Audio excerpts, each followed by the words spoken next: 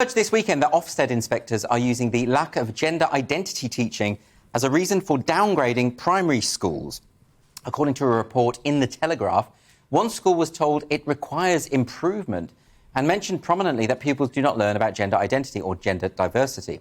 Another school was marked as inadequate, which is the lowest grade. Their report referred to a lack of gender reassignment teaching. So to discuss this story, I'm joined by the transgender teacher and journalist Debbie Hayton. Thank you so much for joining me.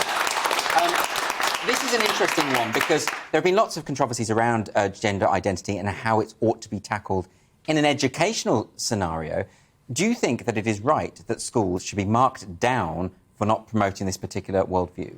Well, I think what you said there was promoting a worldview. Schools should be there to teach children facts, they should be able to teach children information and teach children that different people have different opinions. But what seems to come here is that there is one particular ideology, this idea that we all have a gender identity which makes us male or female, and that's what, according to what I read in The Telegraph, children are expected to be taught.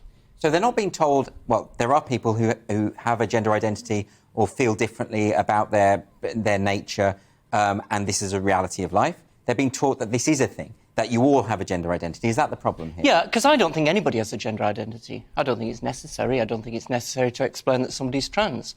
But this descriptive idea, this almost a lazy description that somebody who struggled with their sex, struggled with their biological sex, had a gender identity, it was descriptive. And it's become a definitive concept which defines us. So you're teaching children about gender identity as something definitive. It can't be proved, it can't be checked, it can't be falsified. I think it's nonsense.